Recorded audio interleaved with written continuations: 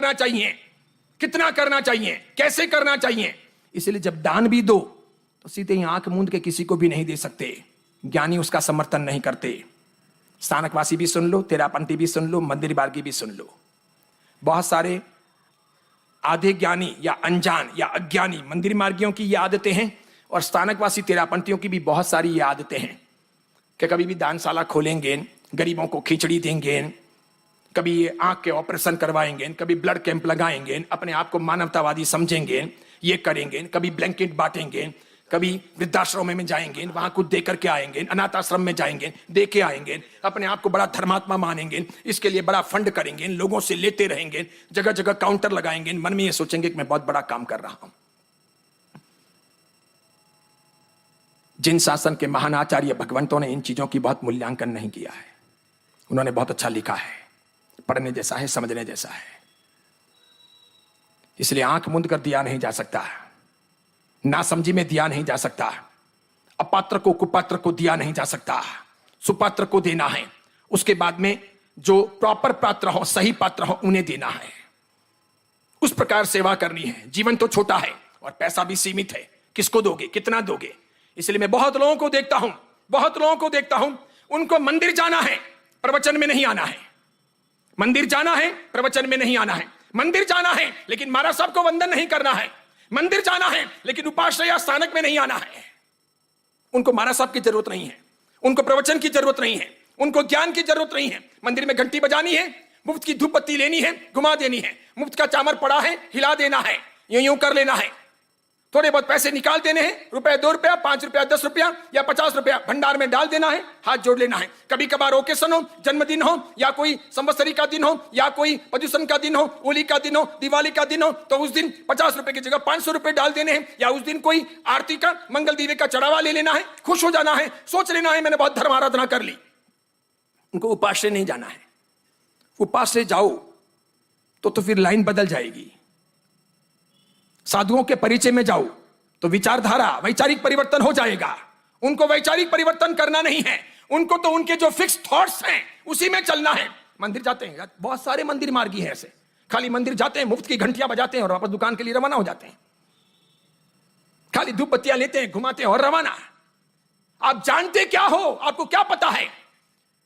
जैन शास्त्र का पहला सिद्धांत यह है कि पहले मंदिर नहीं जाना होता, पहले उपाश्रय जाना होता है। उपाश्रय जो नहीं जाता उसको मंदिर जाने का मतलब भी नहीं है, यह पहली बात। उपाश्रय अगर जाते नहीं हो तो मंदिर जा नहीं सकते। आप पहले मंदिर जाओगे कि पहले गुरुवंदन करना होगा? पहले गुरुवंदन करना होगा। गुरुवंदन किए बिना मंदिर जा ही नहीं सकते साधु भी। अगर मैं उपलब्ध नहीं हूं तो 5 मिनट इंतजार करेंगे, गुरुवंदन होगा। गुरुवंदन के आदेश मांगने के बाद में ही मंदिर जाने की विधि है। गुरुवंदन नहीं, गुरु के प्रति कर्तव्य नहीं, गुरु की उपासना नहीं, गुरु के पास का ज्ञान नहीं, प्रवचन का श्रवण नहीं, तो मंदिर जाने का कोई अर्थ नहीं। मंदिरों में भीड़ लगती है, तीर्थ स्थानों में भीड़ लगती है, और इसीलिए यह सरल भी है। गुरु तो कान पकड़ लेंगे, भगवान कान पकड़ते नहीं। गुरु तो कहेंगे, भगवान कुछ कहते नहीं। गुरु तो बोलेंगे, डांटेंगे, बताएंगे ये करना, ये नहीं करना है, ये चलेगा, ये नहीं चलेगा। भगवान कुछ कहेंगे नहीं। इसलिए चलो ना कि महाराज साहब के वहां जाना ही नहीं। जाओ तो तकलीफ है, जाओ तो दख है, जानो ही नहीं पड़े, मुंडो ही नहीं फालनो, तकलीफ ही नहीं ना, अपनी मर्जी में आए वो करना। मुंबई के अंदर एक संघ के अंदर में चौमासा था, गणेश चतुर्थी का दिन आया। बड़े बड़े वहां से गणेश के प्रोसेसन निकलते हैं।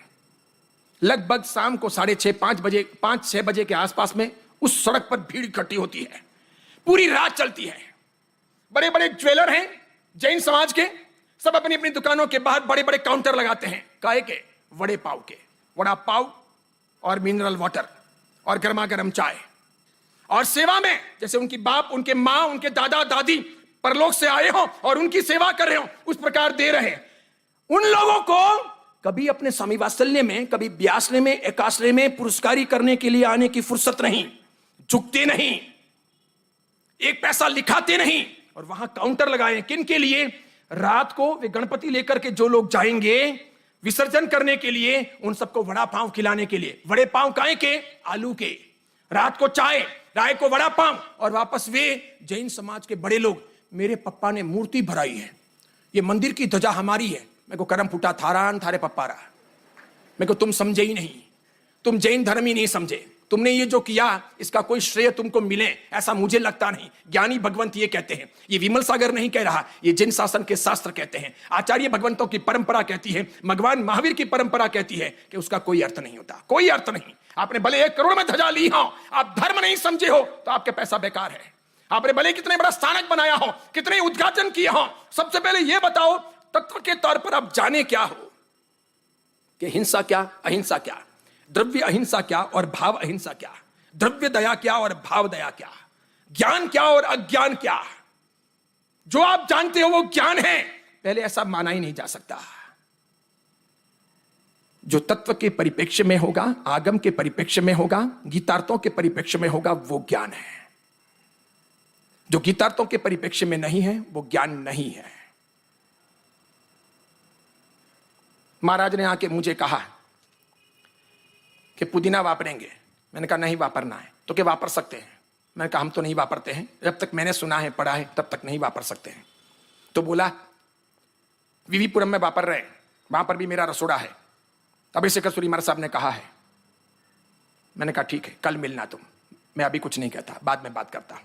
तुरंत मैंने एक आदमी भेजा, महाराज साहब से बातचीत की डायरेक्ट। अब वो मेरे समुदाय के नहीं है, लेकिन कोई भी गीतार्थ हो, बड़े हों, गुरु भगवंत हों, उनसे सलाह मशवरा करके इन सब चीजों के निर्णय लेने होते हैं। फिर हम दोनों ने मिलकर के निर्णय लिया, उन्होंने मुझे कहा, सब बातें बता दी उन्होंने, और फिर हमने निर्णय लिया। इसलिए ज्ञानी को पूछे बिना या किसी भी ज्ञान के परिप्रेक्ष्य में जाने समझे बिना आप कभी कुछ नहीं कर सकते।